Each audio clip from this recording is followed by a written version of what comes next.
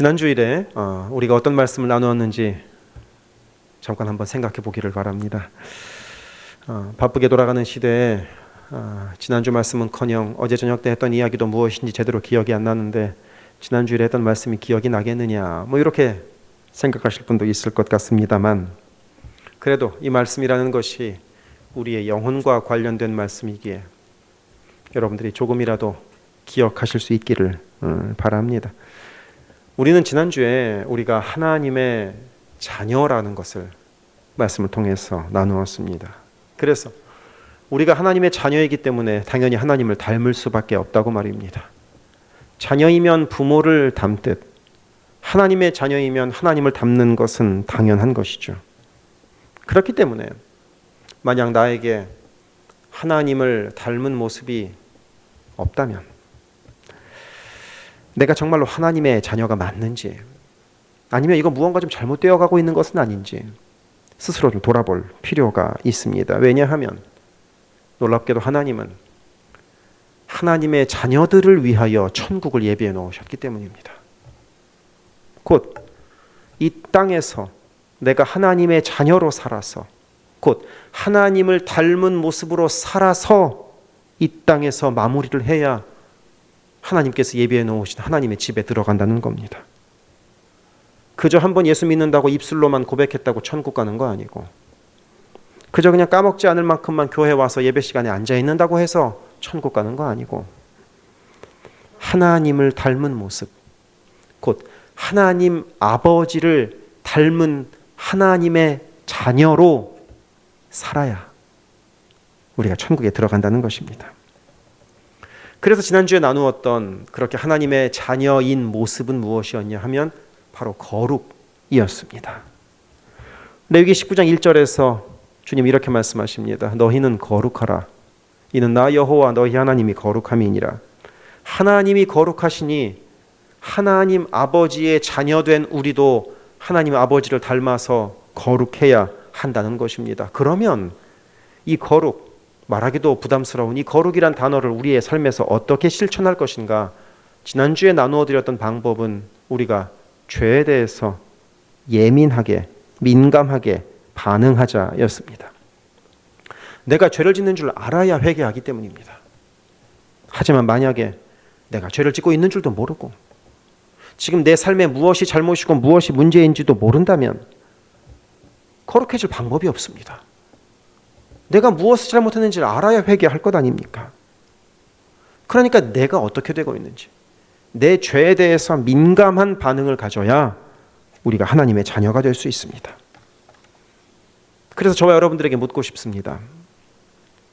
죄에 대해서 민감하게 반응하고 있습니까? 내 삶에 죄는 있는지 없는지 한번 생각해 보셨습니까? 아니면 그저 사는 것이 바쁘셨습니까?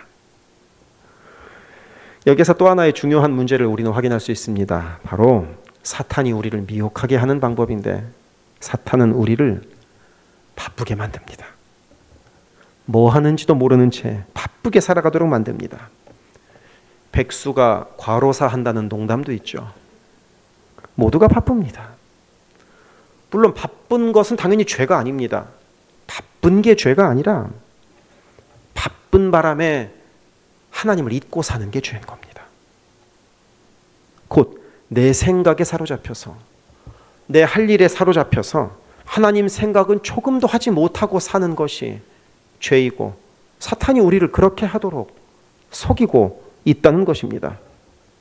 제가 바쁩니다. 그래서 기도하지 못했습니다. 이거 얼마나 듣기 좋은 핑계입니까? 제가 좀 할 일이 많았습니다. 정신없이 살고 있습니다. 그래서 예배를 드릴 틈이 없었습니다. 이거 얼마나 듣기에 그럴듯한 핑계입니까? 하지만 우리가 하나님 앞에서도 그런 핑계 댈 수 있을까요? 하나님 앞에서도 그렇게 말할 수 있을까요? 그러니 사랑하는 성도 여러분, 우리가 죄에 대해서 민감할 수 있기를 바랍니다. 이것은 우리의 영혼과 관련된 문제입니다. 내가 하는 행동 하나하나가 죄인지 아닌지 살펴보시기 바랍니다. 내가 입술에서 나오는 말 한마디 한마디가 죄일지 아닐지, 민감하게 반응하시기 바랍니다. 귀찮고 불편하더라도 그렇게 반응해서 내 삶에서 내가 짓고 있는 죄를 회개하고 살아야 우리가 천국 갈 수 있기 때문입니다. 이건 심각한 문제 아니겠습니까? 그리고 오늘 말씀에서 우리는 하나님의 자녀로 하나님을 닮아가는 두 번째 모습을 확인할 수 있습니다. 그 두 번째는 바로 사랑입니다.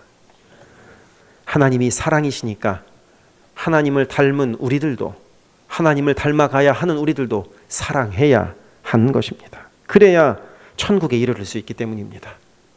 그래서 오늘 말씀 11절에서는 이렇게 말씀합니다. 우리는 서로 사랑할지니 이는 너희가 처음부터 들은 소식이라. 그럼 어떻게 사랑해야 할지에 대해서 오늘 말씀은 우리에게 아주 좋은 예를 하나 들어서 알려주고 있습니다. 그것은 창세기 4장에 나오는 가인과 아벨의 이야기입니다. 창세기 4장에 따르면 역사 최초의 인류였던 아담과 하와는 에덴 동산에서 쫓겨난 후에 가인과 아벨이라는 두 명의 아들을 낳습니다. 그래서 첫째 가인은 농사를 짓고 둘째 아벨은 양과 염소를 치는 목축업을 하게 됩니다. 그리고 그 결과로 가인과 아벨 둘 다 하나님께 제물을 드려 예배를 드렸는데, 가인은 자신이 농사를 지었으니까 농사를 지은 곡식을 가지고 하나님께 제물을 드렸고, 아벨은 목축업을 했으니까 자신이 키우는 양 중에 가장 좋은 것을 골라서 하나님께 제물로 드렸습니다. 그리고 그 결과로 우리 모두가 다 알고 있듯이 가인이 하나님께 드린 제물은 하나님께서 받지 않으셨고, 아벨이 하나님께 드린 제물은 하나님께서 받으셨습니다. 그러면 하나님은 대체 왜 가인의 제물은 받지 않으시고 아벨의 제물은 받으셨을까요? 예전에는 이 가인이 드린 제물이 정성이 부족했다, 정성을 다하지 않은 것이다 라고 해석하기도 했습니다. 곡식을 하나님께 드렸기 때문에 아무리 곡식은 곤란해도 그 속에 분명히 쭉정이가 있었을 것이다. 그러니 정성을 다하지 않은 것이다. 하지만 아벨은 양을 드렸으니까 분명히 깨끗한 양으로 하나님께 드렸을 것이다.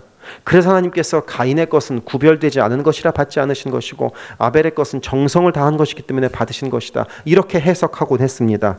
어떻습니까? 맞는 것 같습니까? 이게 맞다면 제가 보통 이렇게 말씀드리지 않죠. 가인이 정성을 다했는지 정성을 다하지 않았는지는 우리가 알 도리가 없습니다. 그러니까 가인이 드린 제물을 정성을 다하지 않은 제물이라고 매도하는 것은 좀 너무합니다. 또 어떤 분들은 이렇게 해석했습니다. 하나님께서는 짐승으로 드리는 제물만 받으셨기 때문에 아벨의 양을 드린 제물은 하나님께서 받으시는 제물이고 가인이 곡식을 드린 제물은 하나님께서 받지 않으시는 제물이었다. 이렇게 해석하기도 했습니다. 어떻습니까? 이것도 맞는 것 같습니까? 안타깝게도 구약시대에 짐승만 제물로 드린 것이 아닙니다. 전제라고 하여 포도주도 제물로 드렸고 소제라고 하여 곡식도 제물로 드렸습니다. 그러니 짐승이 아니기 때문에 하나님께서 가인의 제물을 받지 않으신 것이라고 할 수도 없는 겁니다. 그리고 실은 왜 하나님께서 가인의 것은 안 받으시고 아벨의 것은 받으셨는가, 그 이유를 우리는 알 수가 없습니다. 왜냐하면 이 제물을 받고 안 받고는 인간의 몫이 아니라 누구의 몫입니까? 하나님 몫이기 때문입니다. 우리 인간은 그저 최선을 다하여 준비하는 것뿐이고 정성을 다하여 하나님께 올려드리는 것뿐이고 이걸 받고 안 받고는 하나님이 정하시는 겁니다. 하나님이 정하신다는데 우리가 어떻게 무슨 말을 할 수 있겠습니까? 하나님께 예배를 받으시라고 하나님께 강요할 수 없는 노릇 아니겠습니까? 내가 아무리 정성껏 예배를 준비했다고 해도 하나님께서 야, 나 그거 안 받을란다, 이렇게 말씀하시면 우리가 어찌 할 수가 없는 겁니다. 이 말씀을 준비하는 저 자신도 마찬가지입니다. 저는 아무리 정성껏 설교를 준비하고 아무리 열심히 기도하며 말씀을 준비한다 하더라도 하나님께서 함께하는 우리 모두의 마음을 열어주지 않으시면 아무 의미 없는 게 됩니다. 무슨 가치가 있겠습니까? 예배도 마찬가지입니다. 그렇다면 여기서 생각해 봅니다. 어차피 하나님께서 받으시는 것이 중요하니까 그러면 정성을 다하건 다하지 않건 상관없는 거 아니냐, 그러니까 정성을 다하지 않아도 되겠다, 혹시 이렇게 생각하시는 분이 있을런지 모르겠습니다. 아닙니다. 하나님은 신기하게도 우리의 정성을 보십니다. 이게 중요합니다. 왜냐? 우리의 정성에 우리의 마음이 담기기 때문입니다. 하나님은 우리가 얼마나 전심으로 하나님을 바라보고 있는가, 아니면 적당히 바라보고 있는가 다 알고 계시지 않겠습니까? 우리의 예물에도, 우리의 복장에도, 심지어는 우리의 손짓 발짓 행동 하나하나에도 하나님은 우리의 정성이 담겨 있는가를 보십니다. 하지만 이 예배를 받는가 안 받으시는가는 하나님 몫입니다. 그런데 가인의 예배는 하나님께서 받지 않으셨습니다. 그러면 가인은 어떻게 해야 됐을까요?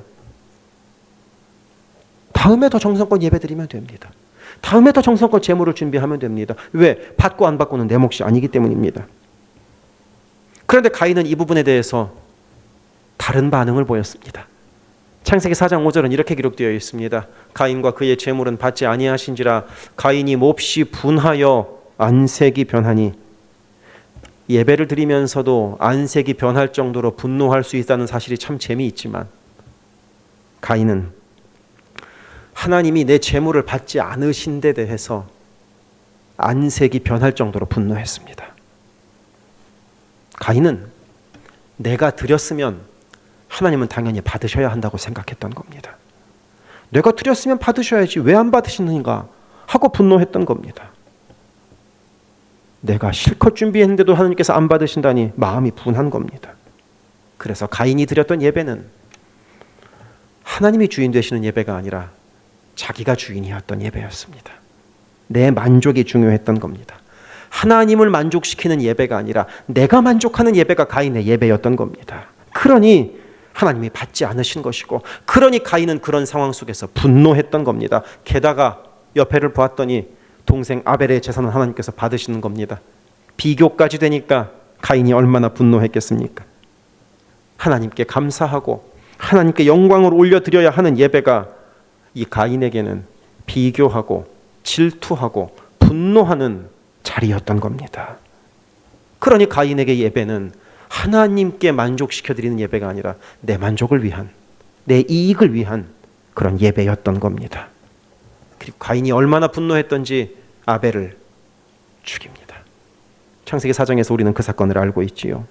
사람을 죽이는 것, 그것도 혈육을 내 손으로 죽이는 것, 웬만한 분노로는 할 수 없는 일입니다.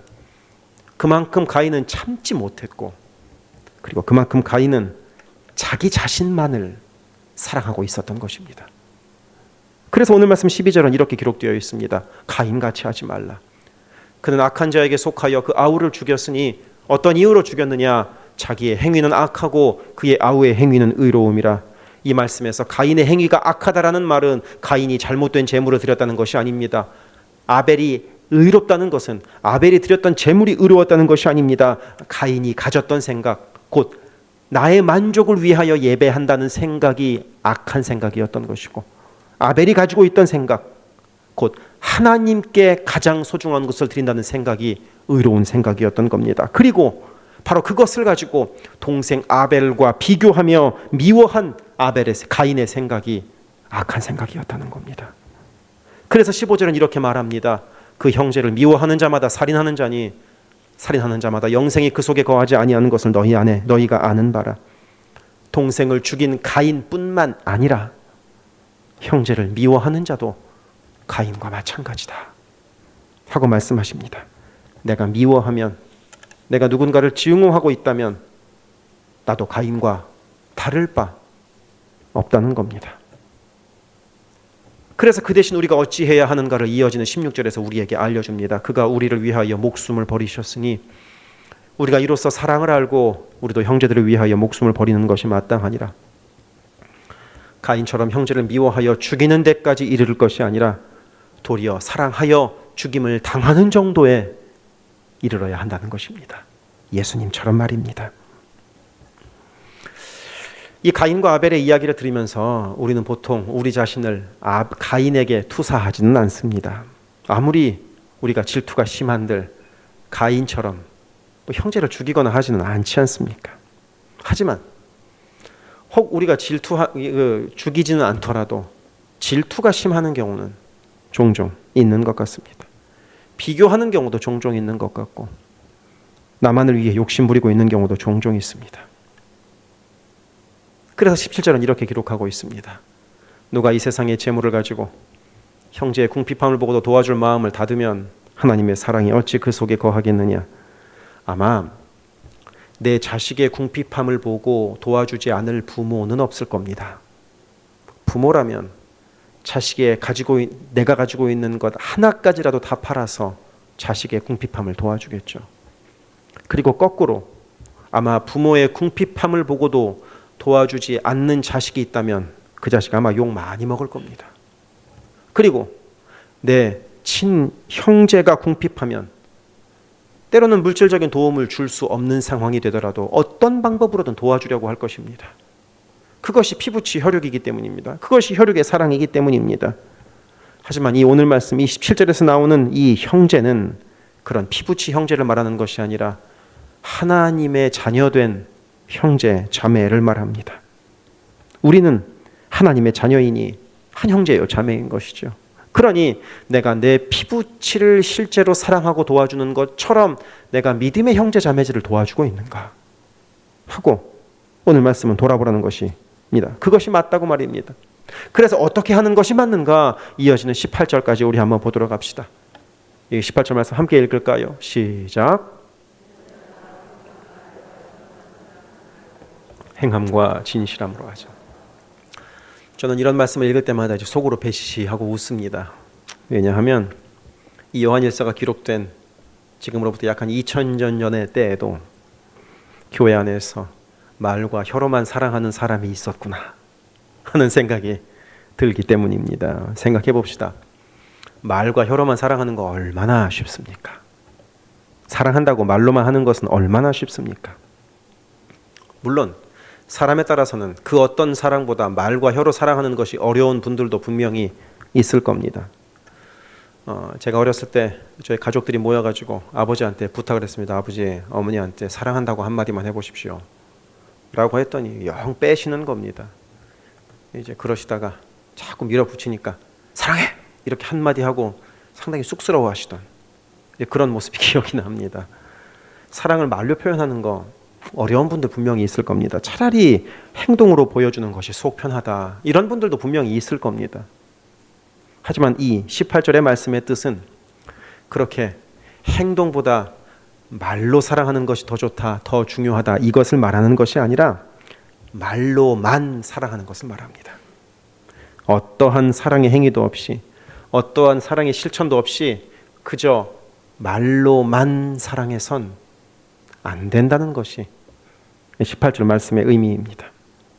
물론 말로라도 사랑한다면 얼마나 좋습니까? 말로도 사랑하는 것이 어려울 때가 종종 있기 때문입니다.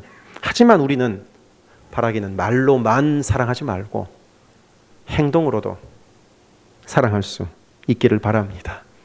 말로만 사랑하는 척 보여지는 데에만 급급할 것이 아니라 실제로 행동으로 사랑할 수 있기를 바랍니다. 야고보서 2장 16절에는 이런 말씀이 있습니다. 너희 중에 누구든지 그에게 이르되 평안히 가라, 덥게 하라, 배부르게 하라 하며 그 몸에 쓸 것을 주지 아니하면 무슨 유익이 있으리요. 말로만 하는 거 뭐가 유익하냐는 겁니다. 실제로 도와주고 실제로 격려해주고 내 손과 내 발로 내 몸으로 움직여 사랑하는 것이 그것이 진짜 사랑 아니냐 하고 이 야고보서 2장 16절도 우리에게 말씀하고 있습니다. 옆 사람의 실제적인 필요를 도와줄 때 그게 진짜 사랑이라는 것입니다. 왜? 사랑은 입술의 언어가 아니라 행동의 언어이기 때문입니다. 사랑은 행동하는 것입니다. 그래서 데살로니가전서 1장 3절에는 이런 말씀도 있습니다. 너희 믿음의 역사와 사랑의 수고와 우리 주 예수 그리스도에 대한 소망의 인내를 우리 하나님 아버지 앞에서 끊임없이 기억함이니 이 말씀에는 믿음과 사랑과 소망 우리가 아주 중요하게 생각하는 세 가지 계명이 다 나와 있는데 이 세 가지 계명을 무엇이라 설명하는가? 믿음은 역사한다고 설명합니다. 소망은 인내하게 한다고 이야기합니다. 그리고 사랑은 수고하는 것이라고 이 말씀은 알려줍니다. 그래서 수고가 없는 사랑은 없습니다. 진짜 사랑은 수고하는 사랑입니다. 그러니 하나님의 자녀로서 하나님의 사랑을 우리가 어떻게 닮아가는 것인가? 사랑에 수고를 하는 겁니다. 그게 진짜 사랑이기 때문입니다. 가인처럼 비교하고 분노하고 질투하는 것이 아니라 예수님처럼 사랑에 수고를 하는 것이 진짜 사랑이라고, 그것이 하나님을 닮아가는 것이라고 오늘 말씀은 우리에게 알려줍니다. 그리고 그렇게 사랑에 수고를 할 때, 오늘 말씀으로 하자면 행함과 진실함으로 사랑할 때 우리는 하나님의 자녀로 천국에 이르게 됩니다. 그것을 14절에서는 이렇게 표현하고 있습니다.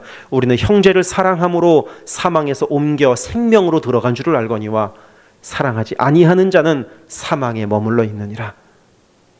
행함과 진실함으로 사랑하지 않는다면 우리는 사망에서 생명으로 옮겨집니까? 아니면 사망에 그대로 있는 겁니까? 사망에 그대로 있게 됩니다. 말씀이 이렇게 기록하고 있습니다. 곧 행함과 진실함으로 사랑의 수고를 하느냐 하지 않느냐는 우리의 영생과 직결된 부분이라는 것입니다. 내가 사랑해야 천국 갈 수 있다는 겁니다. 그래서 옆에 분들에게 이렇게 한번 이야기합시다. 사랑합니다. 사랑합니다. 사랑합니다. 예. 이럴 때 한마디 더 하세요. 한마디 더 하십시오. 이렇게 입술로만 사랑하면 된다, 안 된다? 안 된다. 그래, 이렇게 이야기하십시오. 사랑에 수고를 하겠습니다. 예, 사랑에 수고를 하는 것이 진짜 사랑이기 때문입니다. 그런데 생각해 보면 이렇게 사랑에 수고를 하는 거 쉽습니까? 어렵습니까? 잘 안 됩니다. 사랑하는 것보다 판단하는 게 쉽고요. 인내하는 것보다 분노하는 게 쉽고요. 이해하는 것보다 무시하고 비난하는 게 쉽습니다. 그게 우리의 본성입니다. 저도 별 다를 바가 없습니다. 제 눈앞에 펼쳐지는 여러 일들에 대해서 분노하고 남 탓하고 책임 회피하고 비난하는 거, 이거 얼마나 쉽습니까? 그 입술만 있으면 되는 일 아닙니까? 하지만 우리 주님은 그런 우리들의 본성과 싸워야 한다고 말씀하십니다. 그 본성을 이겨내야 우리가 천국에 이르를 수 있다고 말입니다. 그래서 오늘 말씀의 마지막에 24절은 이렇게 말씀합니다. 우리 같이 한번 읽어보도록 합시다. 시작.